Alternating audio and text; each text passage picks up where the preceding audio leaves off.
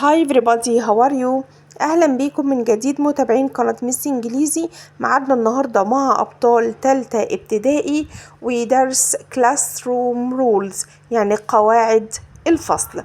لو حابب إن مفيش حاجة تفوتك من شرح مناهجنا وفيديوهاتنا دعمنا بسبسكرايب اشتراك وما تنساش اللايك والشير. نبدأ بسم الله. أول قاعدة من قواعد الفصل be kind to your classmate. be kind يعني be kind يا أبطال يعني كن طيب كن عطوف. be kind to your classmates. classmate يعني زميل الفصل. طبعا كلمة classmate ده زميل الفصل، إنما كلمة friend صديق أو صاحب برا الفصل. يبقى be kind to your classmate. be kind كن طيب كن عطوف to your classmates مع زملاء الفصل.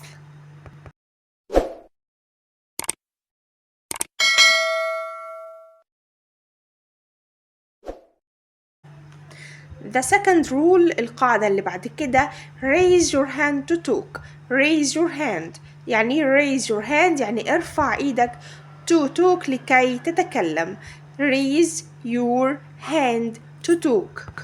احفظ معايا يا بطل. raise your hand raise your hand raise your hand to talk.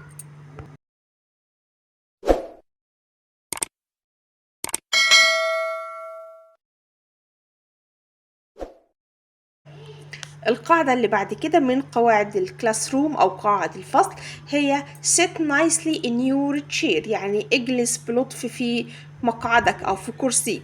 sit يعني يجلس nicely بلطف in your chair.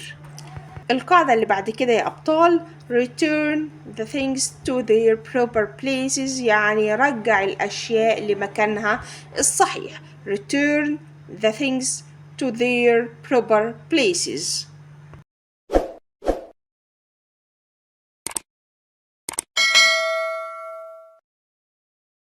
القاعدة اللي بعد كده ودي قاعدة مهمة جدا في الكلاس روم رولز في قواعد الفصل هي listen to the teacher.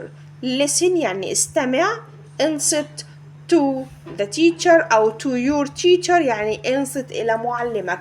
listen to the teacher يعني انصت أو استمع إلى معلمك.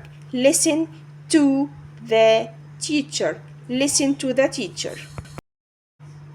القاعدة اللي بعد كده be active in your classroom أو be active in the classroom يعني كن نشيطا في فصلك. be active يعني نشيط. be active in your classroom أو be active in the classroom يعني كن نشيطا في حجرة الفصل. be active in the classroom.